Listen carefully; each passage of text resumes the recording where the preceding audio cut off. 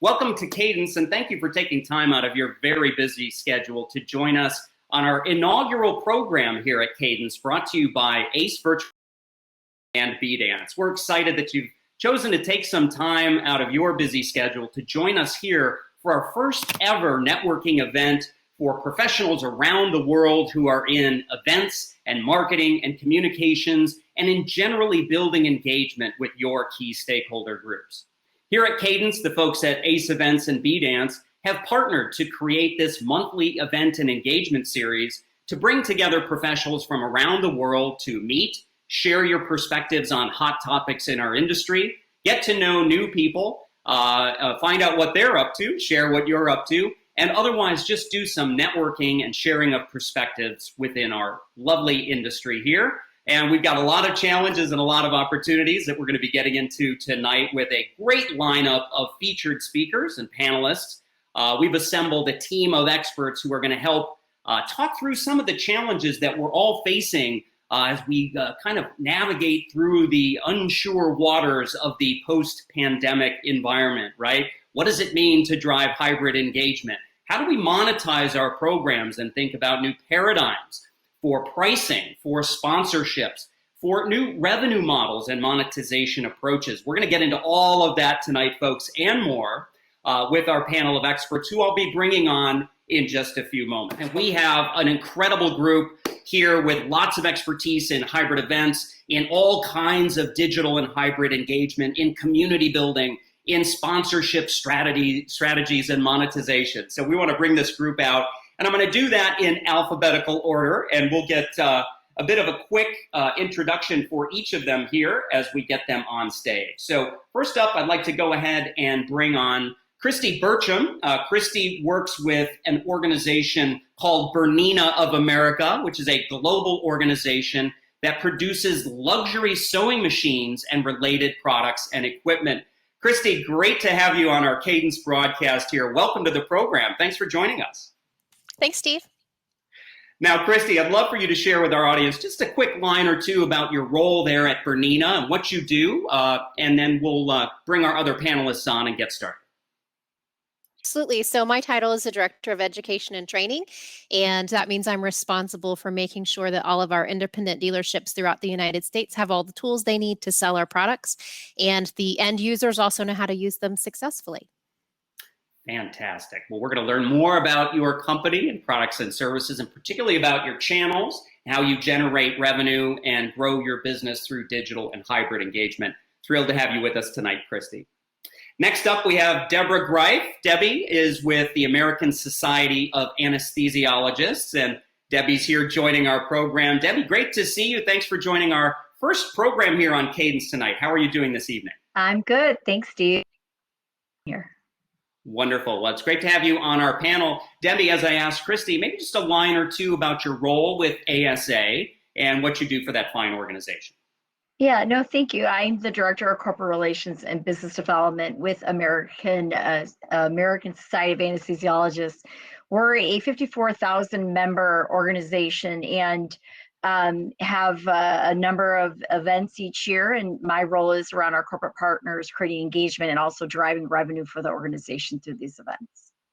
Wonderful, Debbie. Thank you so much for joining us. And for anybody who's ever had the opportunity to have a surgery, you know how important anesthesiologists are. You want to definitely befriend those folks, as well as the other fine members of our healthcare community working hard to take good care of us. So, Debbie, great to have you on the program. Let's go ahead and bring up our third panelist tonight, Mary Beth McCucci. Mary Beth runs her own agency, MBM Strategic Consulting. Mary Beth also works closely with our team here at Dance. And Mary Beth, I understand you're also on the faculty for the PCMA Digital Engagement Strategist program. Mary Beth, great to have you on the show tonight. Maybe a line or two about yourself and what you do. Oh, absolutely. Thank you, Steve. And I'm thrilled to be here. And I do have the privilege, I do get to work with Dance and Christy as well. I have an engagement director role with Dance. But as Steve, as you mentioned, my background really did come from a lot of different associations, big medical associations, where I ran a lot of their virtual programming. And from there, I was one of the original authors and on the board for the digital event strategist for PCMA. And I continue to work with their module on monetization strategy. So I'm thrilled to be here. Thanks.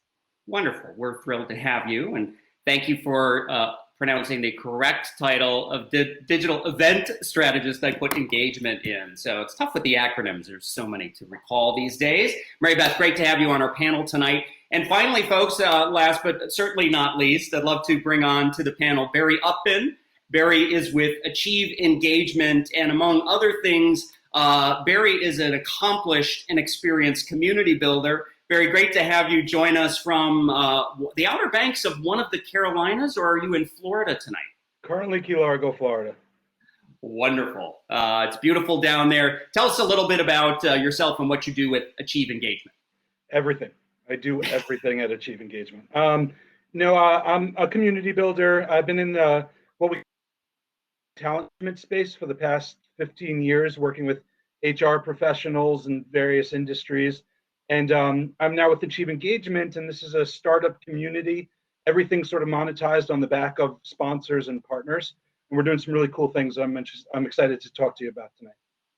Fantastic, Barry. We are excited to hear from you tonight, as well as Christy, Debbie, and Mary Beth. So let's go ahead and get started. Folks, we've got a great audience tonight. We're excited to have you join us to hear from our panelists. And we're going to be kind of having a wide-ranging discussion here tonight. We're going to try to cram as much in, talk about various aspects of show me the money, right? How do we leverage digital and hybrid engagement, virtual events, and other types of experiences to grow our businesses, to drive more revenue generation, to increase monetization opportunities, and to think more innovatively about how to use technology and use different approaches to stakeholder engagement to increase those revenue generating opportunities. So I would encourage my audience tonight, please do fill up the chat, put some questions in there. We'll try to get to as many as we can tonight with our panelists. Want to make sure that tonight's content is timely and relevant for our great audience. So let's go ahead and get started. Debbie Greif, I'm going to start with you. I'm going to tee up a question here because I'm familiar a little bit with the American Society of Anesthesiologists, great organization, 54,000 global members strong. And Debbie, I think your experience last year in 2020 was similar to what many organizations faced in terms of the challenges of the implications of the pandemic. And ASA, of course, made a decision with its fall annual meeting last year to, for the first time, hold a completely virtual event experience for the ASA annual meeting. Debbie, I'd love to have you share with the audience, from your position leading corporate development and sponsorships, as you approached that very new kind of opportunity, what were some of the big challenges on your mind as it pertained to how that would affect the sponsorship revenue opportunities for ASA?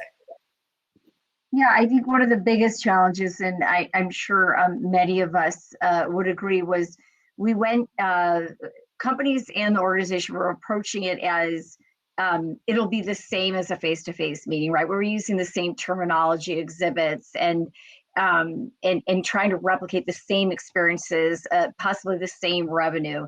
And what we needed to do, and we had really good support, a good vendors really helping us with that strategy, but we needed to step back and say, okay, hold on, this is a different environment with a different purpose.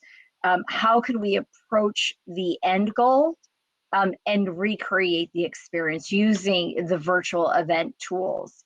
Not trying to plug Remo, but that was one of them. There were a number of really creative, interesting tools that we really did need to activate for our virtual meeting. And that was the most important part and really the hardest thing, because it just kept coming back to, well, this is what we did at the face-to-face. So how, what is that tactic, right? So it's just really staying focused on that strategy. Very good. And as you began to have conversations with your sponsor community, Debbie, what were you hearing for them in the lead up to that very, very different annual meeting experience? Were they nervous about the potential value proposition of a virtual experience? Were they hesitant to make investments in sponsorship?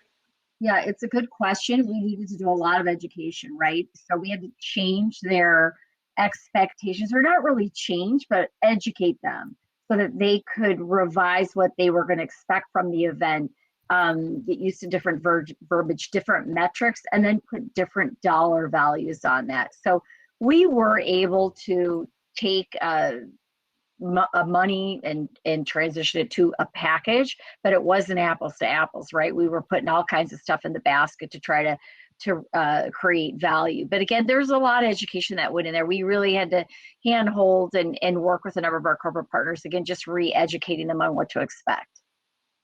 Very good. I want to thank you, Debbie. I really appreciate that. We're going to circle back to you, of course, throughout tonight's program as I try to divide the airtime equally among our great panelists here. But I want to pick up on that education theme. And Christy, I'd love to come to you. Of course, education is in your area of expertise, right? You work so closely, as you opened with, right? In sharing as part of your role, you work closely with your dealer channel network, right? For the distribution of your products, but as well as your end users, right? On educating them on how to use these amazing machines and get the most value out of their investment. I'd love to hear from you in terms of education implications, and talk a little bit about the virtual Bernina University that you produced last year, because like Debbie in the ASA experience, that was the first time that your Bernina University, primarily designed for your dealers, went virtual, right? And love to hear about some of the challenges that you were thinking about as you were going into that very different experience. Yeah, I mean, Bernina University is our annual convention. It's for our dealers, our partners. We have about 450 dealers in the United States that distribute our product, and they come every year to learn the new products and learn how to use them. The particular challenge that I think everyone was a little nervous about, and can we accomplish this, is our product is very hands-on, right? It's you sit in front of a sewing machine and you learn how to use it. You touch the buttons, you interact with it. And there was a lot of hesitance, both from our dealers and from our team, of can you really teach us how to use and sell this product without us sitting in front of it? And, that's what we wanted to measure, is can they turn around and sell this product? And we were very successful at that, but it did take really thinking through and realizing that you can't recreate the sitting in front of the machine experience. So how can you make sure that they actually get a chance to experience the machines on their own? So it worked really well. And in the end, we got results back from our dealers that they did feel very confident selling the product, partly because they had access to the materials for longer, which was a big advantage of a virtual event. Whereas they come and they have us for 3 days, and now with a virtual, they can continue to access that material for a long period of time and really make sure they reinforce what they learned. Wonderful. Yeah, so many benefits to just the structure and nature of virtual. You've touched on one. We'll hopefully touch on a few more in tonight's conversation, but that ability to continue to provide that fresh content, that up-to-the-minute information, right? In this particular example, supporting your important sales and dealer channel. As we're talking about show me the money, though, right, Chrissy, I want to make sure the audience understands how critical this program is to Bernina in terms of actually driving sales, and to your dealers. If I understand correctly, Bernina only sells through dealers. You don't sell direct to customers. So tell us about how critical it was for you to actually achieve your sales objectives through this program, and were you able to do that? Yeah, absolutely. I mean, that is the key. We always say BU is the heart of our year. We do probably 30% of our business just through this particular convention, and we are using it to sell directly to our dealers. As you said, we don't sell direct to consumers. We only sell to independent dealers. So it's really important that during this convention, we have a lot of sales meetings, and that's time that we're actually have our district sales managers meeting one-on-one with their clients and making sure they place orders. So as part of our virtual convention, we had to make sure that not only are we providing content, but have we created the environments and the opportunities for those sales managers to connect one-on-one with their dealers and actually close their sales. And we actually had a record year.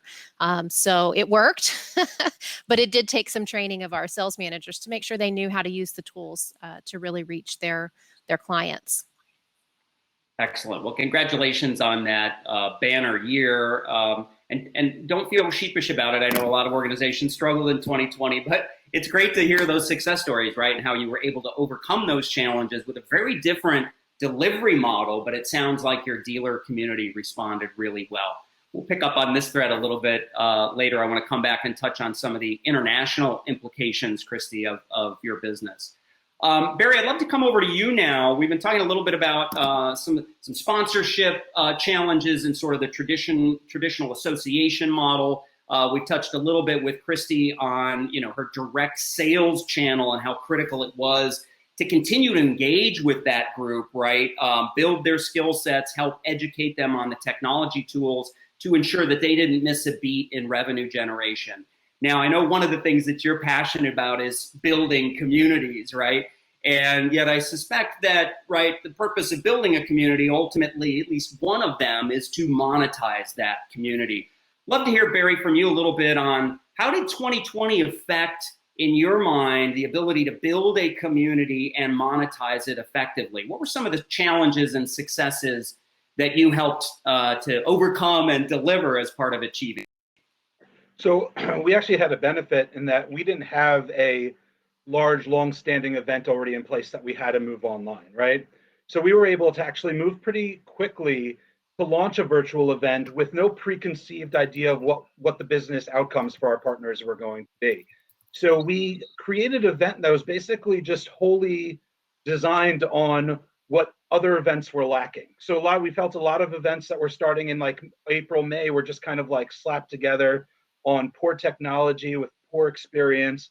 And so we really took a look at some of those early events and tried to build a program that really allowed people to access a program for free, build a sense of community. And now you say, okay, well, free, we're talking about money. How do we make money?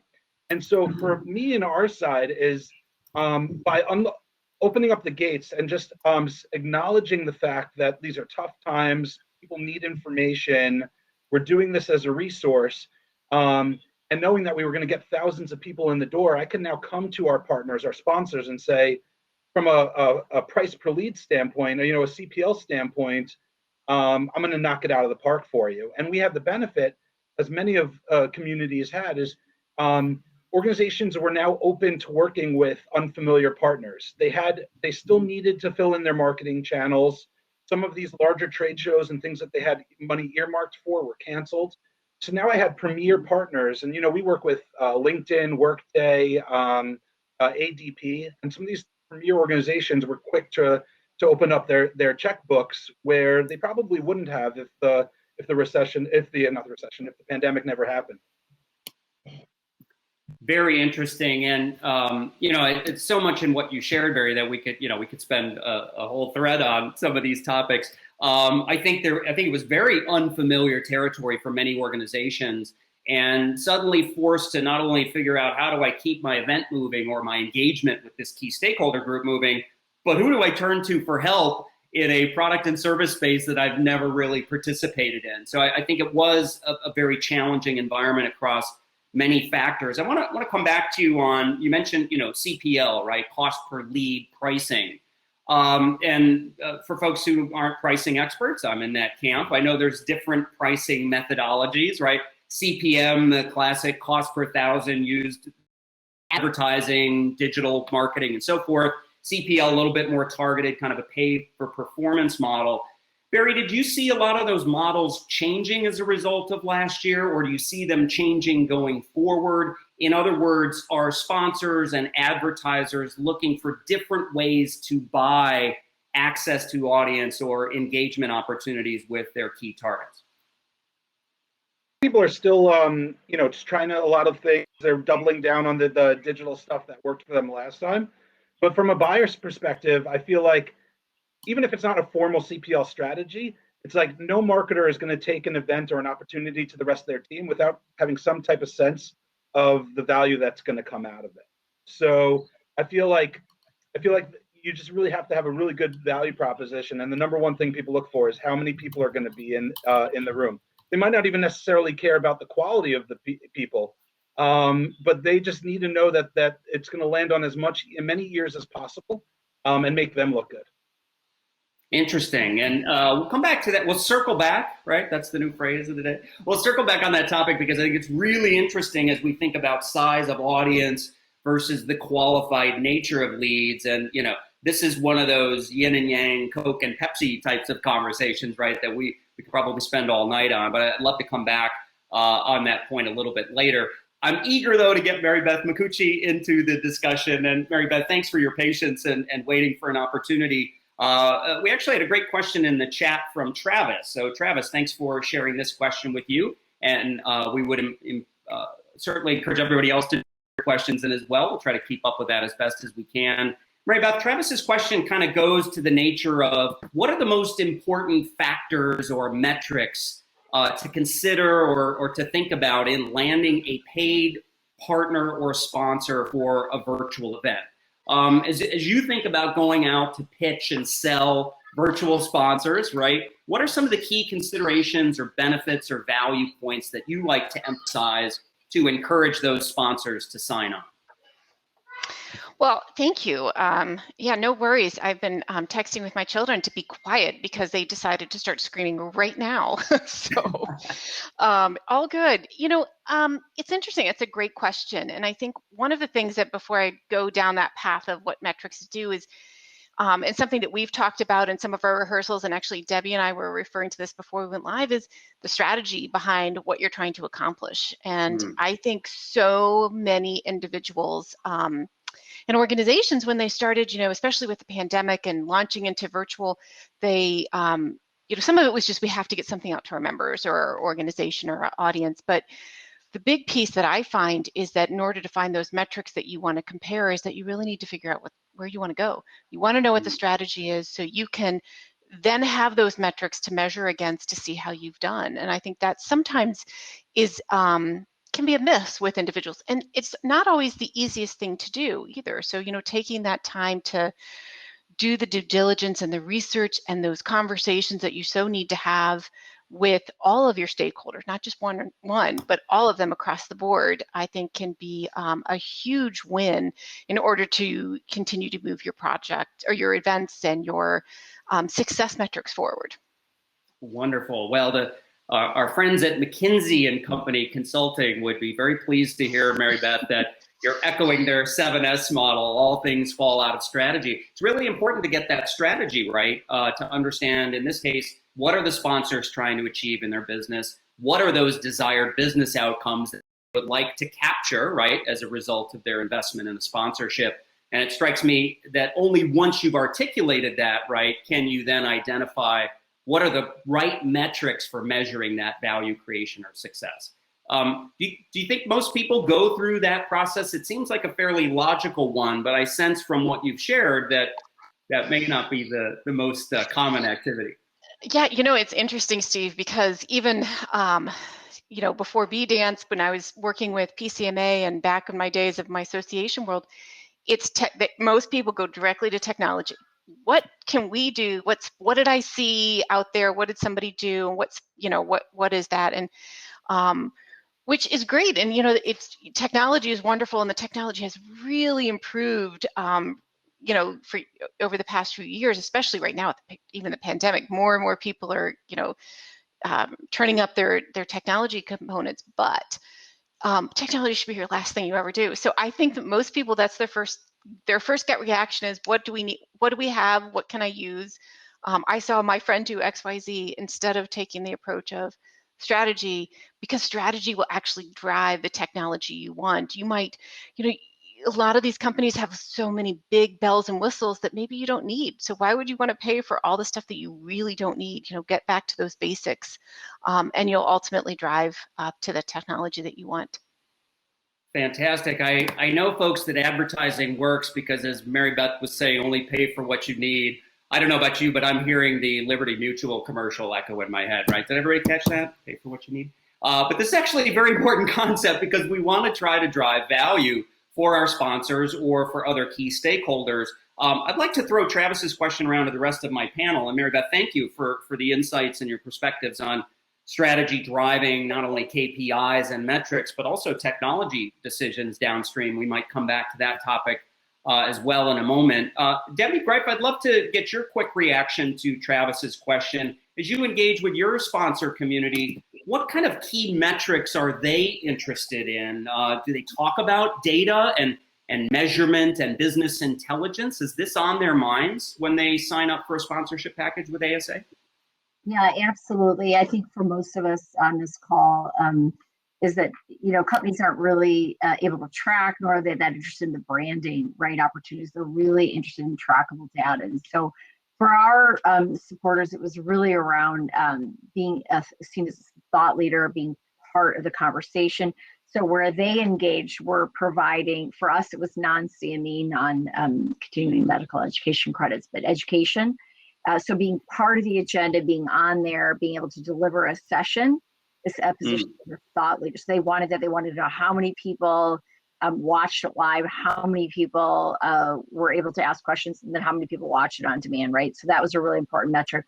I mentioned we did table talks, discussions, how many people dropped in, how many people engaged in those conversations, how many times they were seen as a thought leader. So there were those kinds of activities. Again, when we throw out numbers like, 14,000 registered for our virtual event, that doesn't mean so much to them. They really want to see how many people downloaded a document, how many people engaged with them. So those were the kinds of metrics that we were able to capture, right? Can't capture those at a face-to-face if someone picks up a brochure, but we sure were able to capture them here.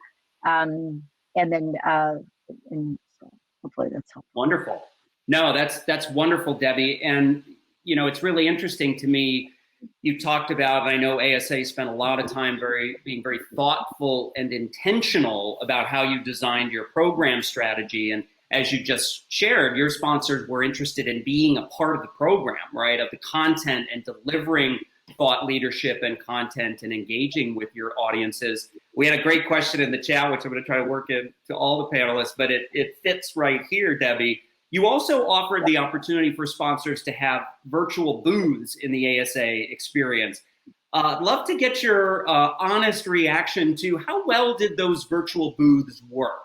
Are those creating value for sponsors, or is this an anachronism from the mid-2000s? Yeah, I'll answer the question honestly, but it is different by organizations. So I wouldn't say this is like a one-size-fits-all. We've had 2 virtual events. We did our first one, and because our corporate sponsors were all about an exhibit hall, we tried to downplay and say it's included in the sponsorship, but hey, you get a session, an education session. Hey, you get a discussion, right?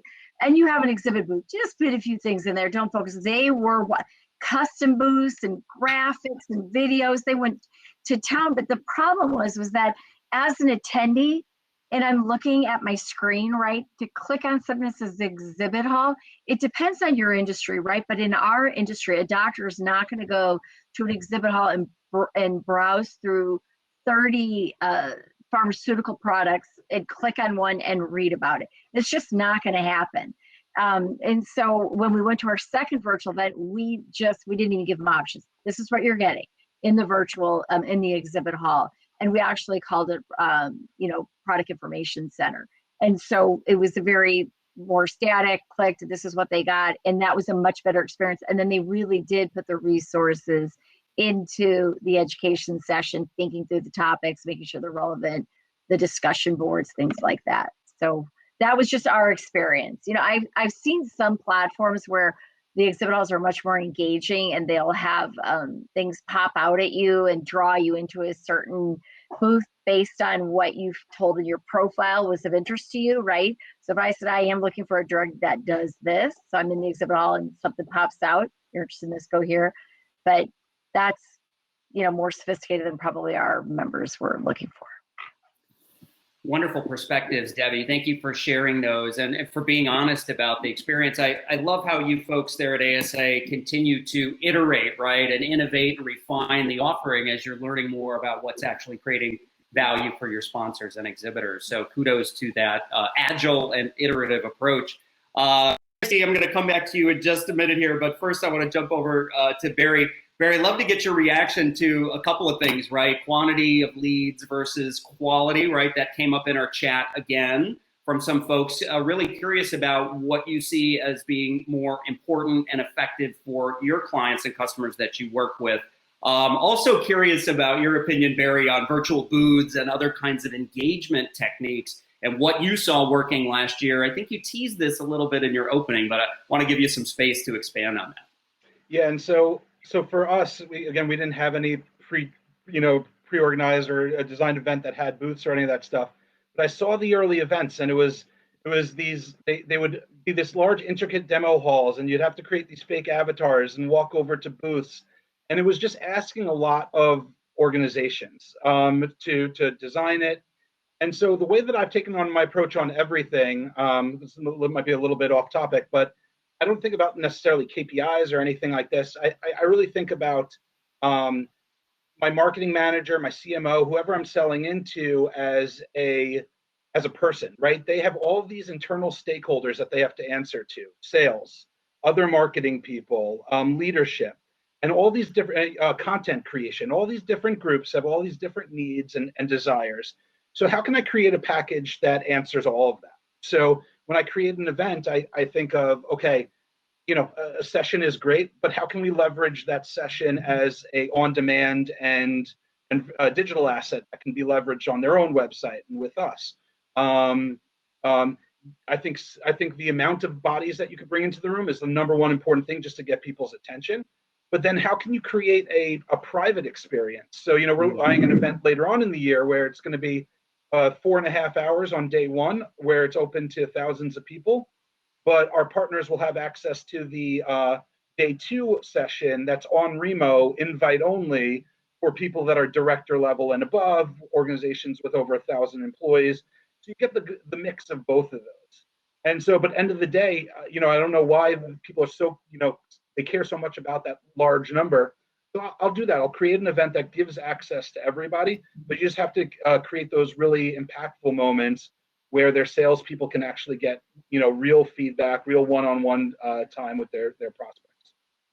I love that, Barry, and I love how you're dealing with the whole audience, right, and creating value for them, but you're also creating these highly personalized, almost curated experiences for smaller groups or even at the one-to-one level. I'm curious, how do you do that at scale when you've got a large audience? Are there tools or techniques you might recommend to our audience for how to personalize experiences at a smaller group level? So for us, it all starts with just getting the mass. So once we can get the megaphone built, get all of the people in there, then we can, sort of hand select with a custom approach. And we do things probably a bit more lo-fi than most organizations. But if I have an event with 2,500 registrants, I'll then just find the 150, 200 people, and I'll just message them through mail merge. And it looks like a personal email. I'll just message them, say, our partner Workday and us, we're hosting this great event on this great tool, Remo. Encourage you to sign up for this invite-only program, and you create some kind of exclusivity amongst it. And once you build the value, and they're not getting sold to, it's not like I'm trying to sell timeshares and get people to sit through a sales pitch. It's just trying to create a customized experience. And when I build it, I always describe it as and it's sort of our answer to Zoom fatigue. Zoom fatigue is a real thing, right?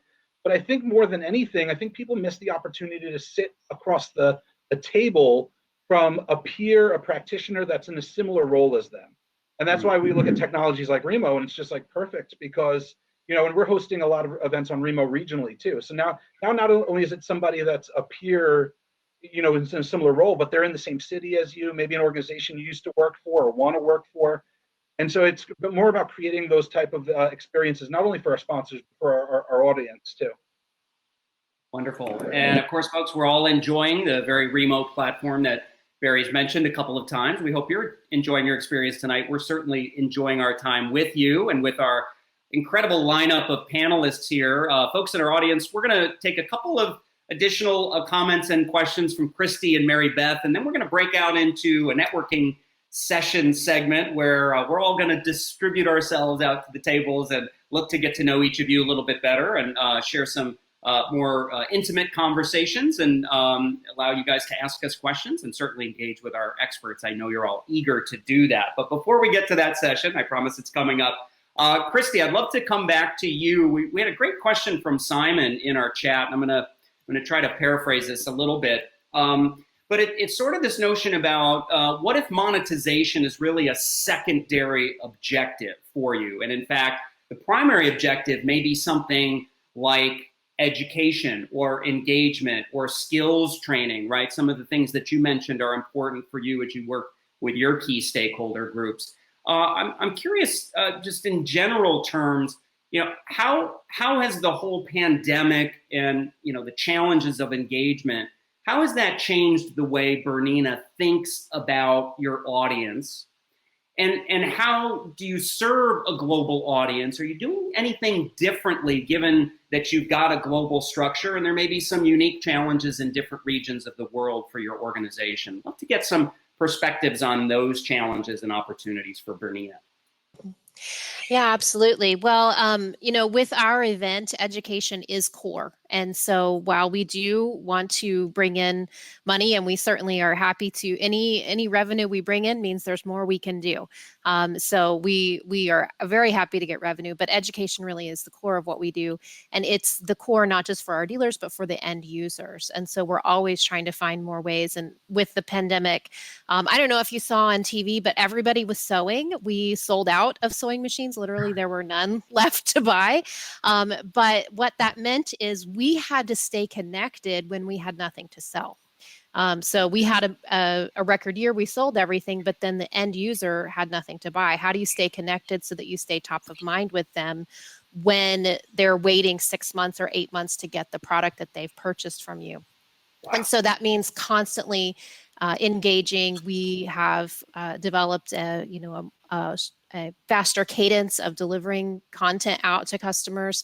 So we were reaching out to customers maybe 4 times a year with direct events, and now we're doing something twice a month with direct events. And because of that, because we are reaching out to the community more with webinar type content, Facebook Live type content, reusing some of this content from our events, we are now reaching international people because we are a global company, though most of what we do is here in Bernina of America is for the US audience. Now we start getting people just, they find their way into our event, and now we realize we have a whole nother audience that we have to serve. And, we were able to really grow our revenue for our Bernina University because we now were able to bring international people into the event. And, we would always have a few in our in-person event, but for an international event, we were able to see more than triple the number of people who would have come in person. Wonderful. I love that so much that, I love to hear these positive stories where virtual and digital engagement actually created new opportunities, because there are so many benefits and value to be created through that. Great example, obviously, with your international community. And boy, what a nice problem to have, right? Selling out a product. I'm not sure most people would ever really think that would happen, but congratulations. Are the manufacturing plants up and running again? Are we churning out machines? They are running. We are starting to get things. We're out of back order of some product, but there's other products that have been so popular we won't see them for another 12 months. So again, just keeping people engaged until those machines come in is really important. Wonderful. Well, folks in the audience, if you're into sewing or embroidery or quilting, right, these things, wonderful activities, get out there and get your Bernina machines now because they're going fast. Okay, wonderful. So we've got one final question here, folks. Then we're going to jump into our networking segment. Mary Beth, love to just come back to you. We had a great question from Tiffany in the chat. I would have been remiss not to make sure at least one of our panelists cover this. And I think this is actually a really great question, and one I think a lot of organizations struggle with. And Tiffany's asking, what's the biggest barrier, Mary Beth, that you see to companies being able to monetize their events and programs and engagement? And I love the way Tiffany puts this. She's like, are we getting in our own way, right? And Mary Beth, I'd love to hear from the clients that you work with, and don't share any names. We want to protect the innocent. Everyone's working hard, try to do the right thing. But are organizations getting in their own way? Is that preventing them from seeing innovative opportunities to monetize, seeing opportunities to change engagement models, revenue models? What do you see as those biggest barriers to change for organizations today?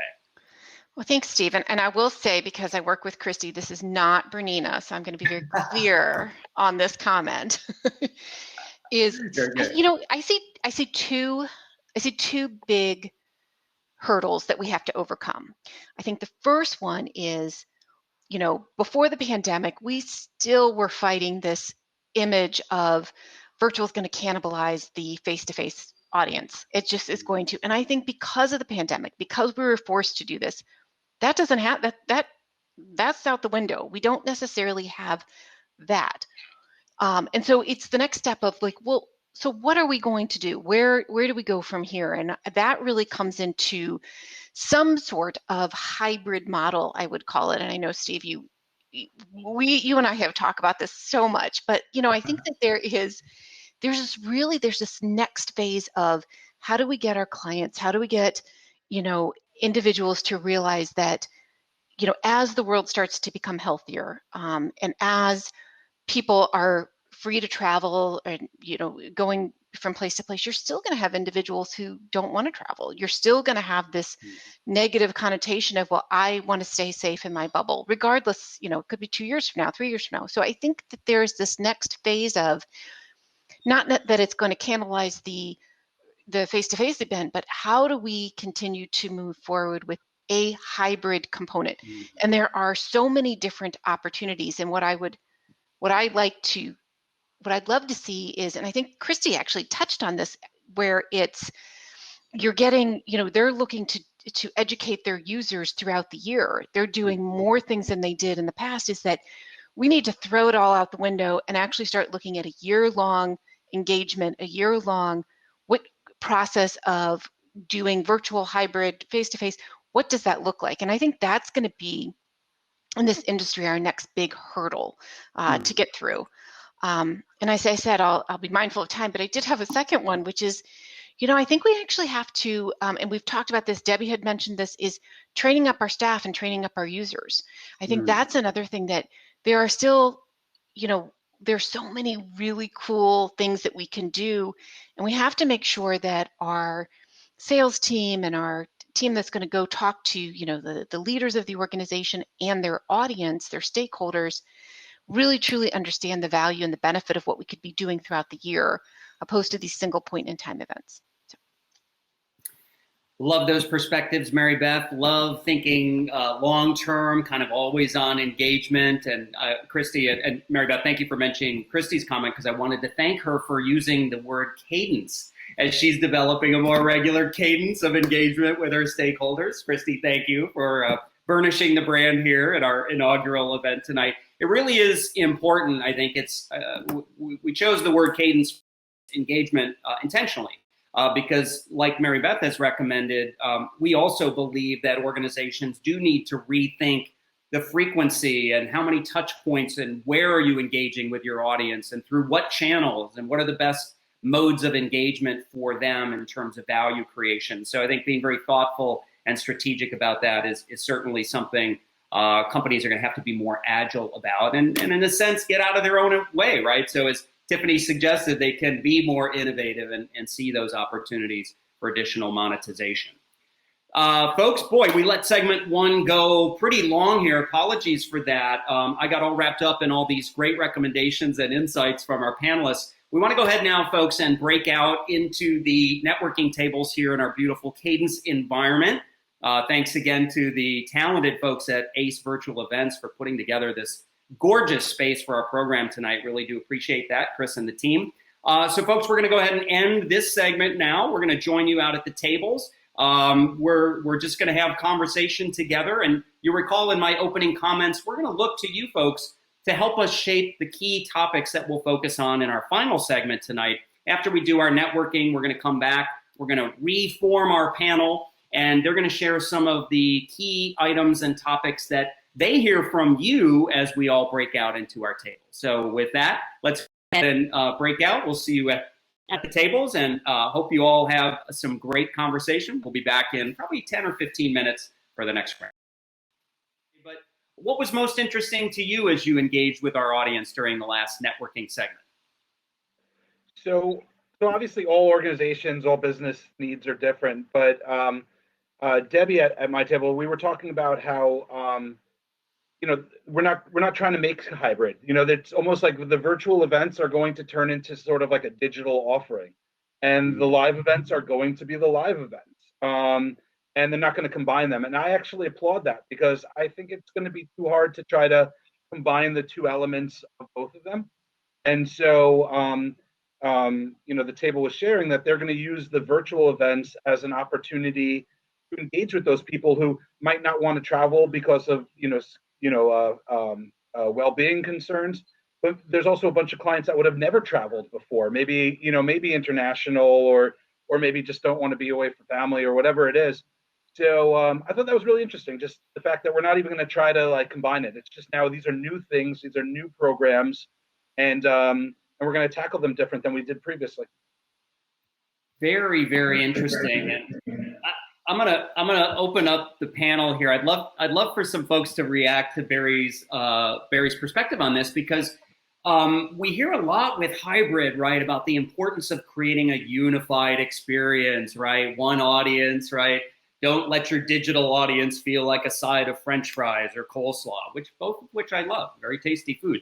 But Barry, you put a bit of a different proposition out, right? That maybe digital experiences and in-person experiences are best suited to achieve different objectives, and maybe they don't work quite right when they're combined together. I'd love to get some reaction from the panel on this.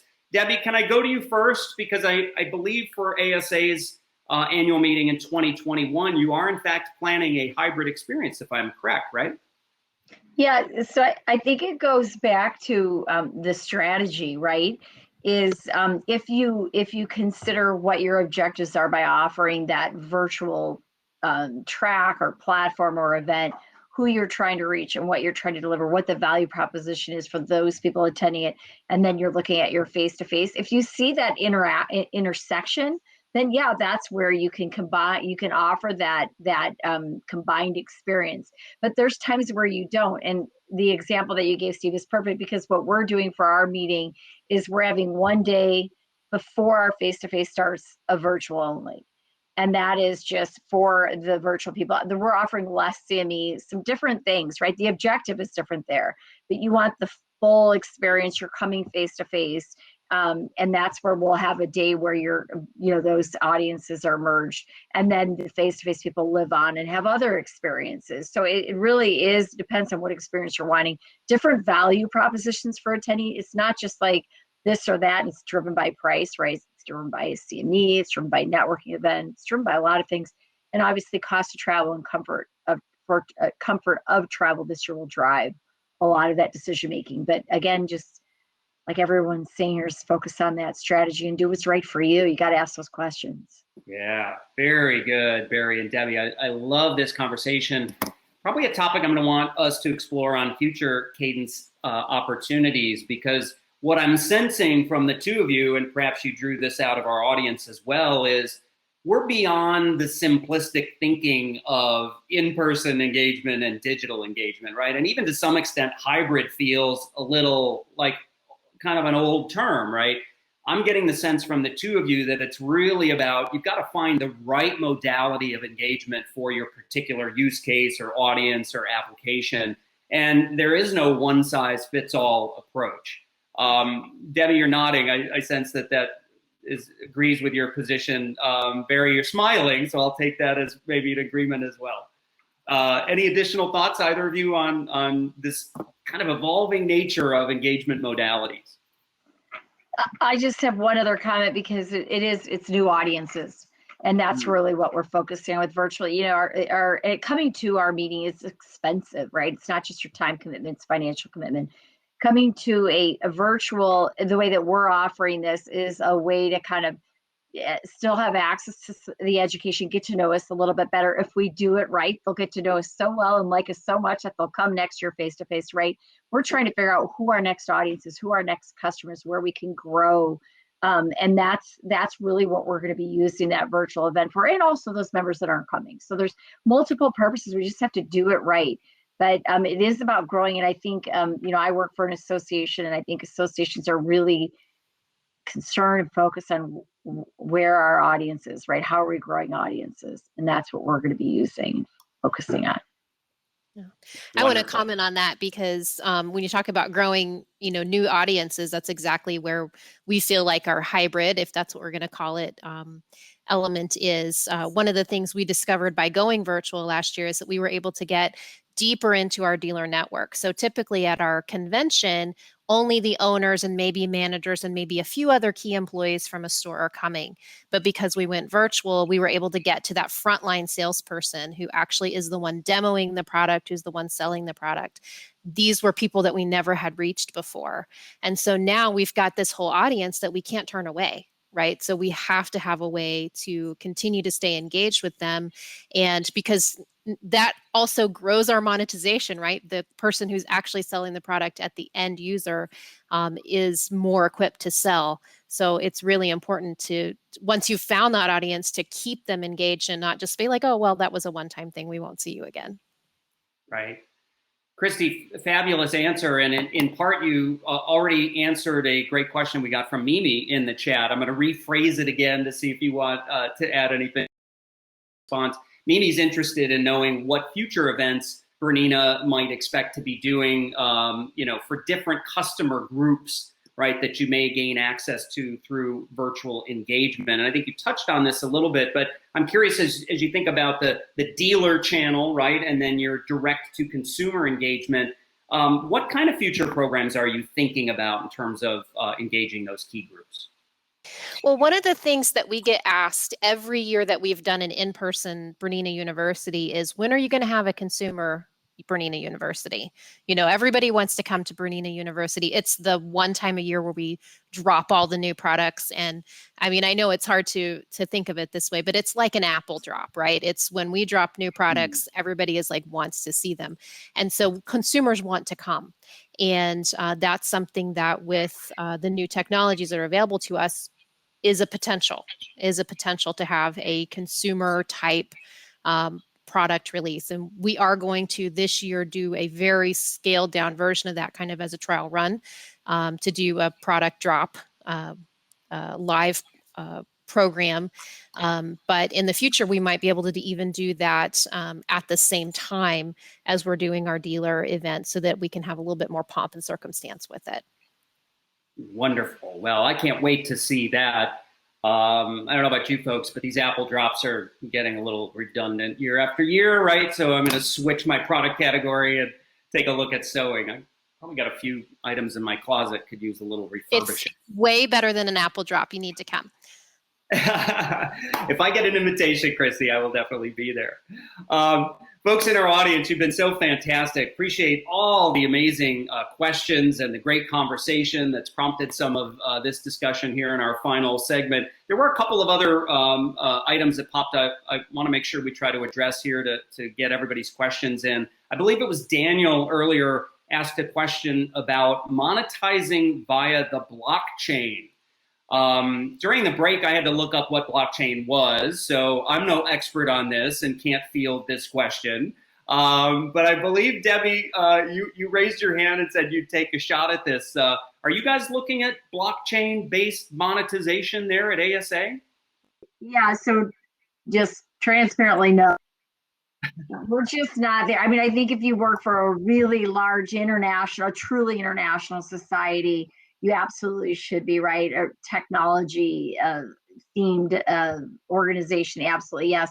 You know, I'll share that I think, and what I understand and what I've read is just, and I think it's something that we should all keep our eyes on, right? Just everywhere. We need to make sure we understand what's happening. But it really is right now. They're developing, I think, and being used for the large ticketed events, right? Because that makes a lot of sense with the enhanced security and greater control, et cetera. But if you're interested in that, I will say that if any of you know Corbin Ball, I don't work with him or for him or anything, so it's not like I'm being, plugging him because I'm being paid, but he's like a meetings technology speaker, consultant, writer, blogger, and he covers that and the kind of the evolution of that. So if you are interested in blockchain and how it affects event, I suggest following Corbin Ball. So Excellent recommendation. Fantastic. Corbin, well known in our business, of course.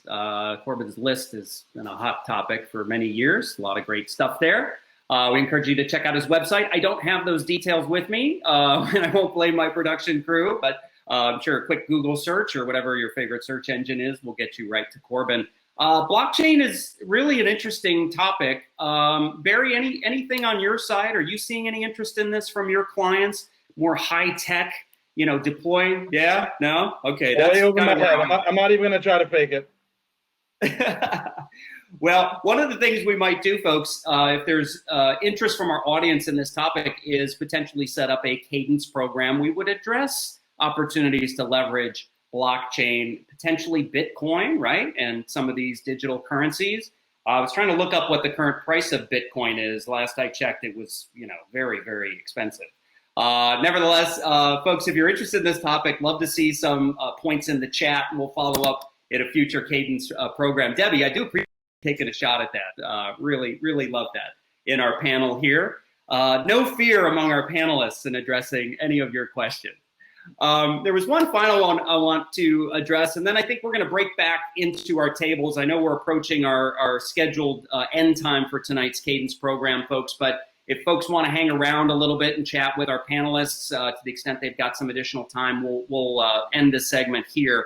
But I wanted to share a bit of a conversation I had with Enrique, and I thought he had a really important point. I'd love to do just a lightning round to our four panelists as a way to close. Enrique thought that one of the most important aspects or implications of the pandemic and of everything that we've been through is actually the human impact, right? And he encouraged us to share this point with you that, as we think about technology and new modalities of engagement and data and analytics and business intelligence and blockchain, all the great stuff we're talking about, right? Enrique encouraged us not to lose a focus on the fact that we're dealing with human beings, right? Many of whom have gone through some serious dislocation and disruption as a result of this pandemic, and many of whom may have lost jobs or opportunities in their profession as a result. So I think keeping up engagement, maintaining engagement, showing our audiences, our stakeholders that we care about them, that we're here to help, that we're here to help them achieve their objectives, both personally and professionally. That's a really good thing to do, just being a good human. So I wanted to share that. That felt like an uplifting contribution from Enrique. Let's go to some final thoughts. I'm going to move around our panelist group here, and then we'll shift back out into the tables. Let's go ahead and start with Christy. Christy, any final thoughts from you as we wrap up our first episode of Cadence tonight? Any summary thoughts on your experience here on the program? I think for me, it's the fact that there's not just one stream of revenue when it comes to monetizing your event. There's a lot of different ways. It can be your registration fees. It can be the direct orders that you're taking. It can be expanding your audience. Something we didn't even get to talk about, but we have a swag store where we just sell stuff that says Bernina on it. And, taking that virtual was another big element. So just recognizing that you don't have to have one stream of revenue to monetize your event. There's so many different ways you can approach it, and being able to leverage as many of those as applies in your situation is important. So wonderful. And you're getting cheers from Tiffany and others in the chat. The merch, she says, the merch. Got to go with the merchandise. Christy, thank you so much. Really appreciate that and all your contributions tonight. Barry, let's go to you next. Any final thoughts on our topic? Show me the money and monetization. Any capstone thoughts you'd like to leave our audience with?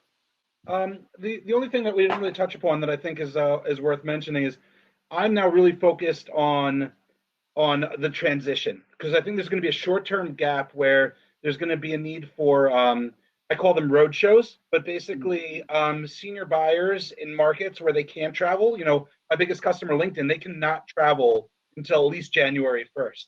So we're doing events, actually in-person events across the country for our partners as a transitionary. So I think the next 9 months or so, there's a really cool opportunity to reinvent what a live event is, small 50, 75 people programs. And I think that's going to be a big differentiator for organizations if done right. I love that. We're going to follow up with you, Barry, and after 9 months and see how that prediction turned out. I suspect you're going to be spot on. Mary Beth McCucci, let's go to you for some wrap-up thoughts. I know you've got another event to jet off to, so hopefully you got a few minutes to share some final musings on monetization. Thanks, Steve. Yeah, no, first of all, it's been an honor to participate in this panel with everybody. And I would say the only thing that, well, not the only, but some of the things that we need to consider, as well as the indirect revenue that any of our virtual or face-to-face might bring us in, bring additional revenue in. And that could be anything from, I think Christy touched on it, with increased members, or, and Debbie even mentioned, like maybe they're going to go to another meeting if they come here. It's that expanded audience reach, it's that expanded wealth of looking at that. And really, a lot of that comes down to statistics and really understanding the business intelligence, which is a whole nother segment we could talk about. But I would just like to the last thing I wanted to say is I got to meet Enrique. He was what an incredibly energetic and just makes you smile when you talk to him. And I think that he brings up a really good point. And one of the things that we, as a people of this earth, should really focus on is empathy, and really understanding what true empathy is. Being able to generate that just makes us good people. Wonderful thought, and great way to wrap up your contributions tonight, Mary Beth. Thank you. It's been great having you with us. Debbie Greif, you're going to be the last word from our panelists anyway. Of course, as host, I always reserve the opportunity to just go on and on. But Debbie, any final thoughts on monetization you'd like to leave our audience with before we part? Yeah, no, Mary Beth touched on it, others as well. I saw Emma comment on in the chat, but we talk about the metrics, right? When corporate partners come in and we're offering them opportunities in capturing metrics and giving to them. I think there's work to be done on helping them understand them too, to utilize them to drive their business forward. We do often say, here's some metrics, right? But now what does that mean? How do you use that? How do you drive your business forward? And I would say it's the same for the event host, which is what I think Mary Beth was getting at, is, as an event organizer, are we doing enough with that data? Are we capturing? Are we analyzing it? Is it helping inform our decisions so that we can then decide how to move forward? Are we using that data? It's a good question for all of us, right? Usually we're so exhausted after an event. I don't know that we do what we should, but we absolutely need to be. So.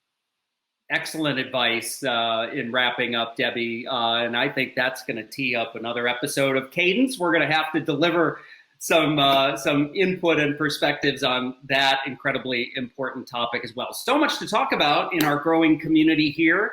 And folks, I just want to thank all of our panelists. What a great group. I'm clapping here. Hope you're all clapping in the background. I want to thank and acknowledge each of them individually. Christy Burcham from Bernina of America, thank you for joining us tonight. Debbie Greif with the American Society of Anesthesiologists. You certainly didn't put me to sleep, right? So it's a bad dad joke. I know, folks. I'm working on the comedy. I'm going to get a new comedy writer. If the Cadence program succeeds, we'll get some more copywriters in here. Anyway, Debbie, great to see you again and have you on the program. Mary Beth McCucci, great to see you. I know we're keeping you a little bit late.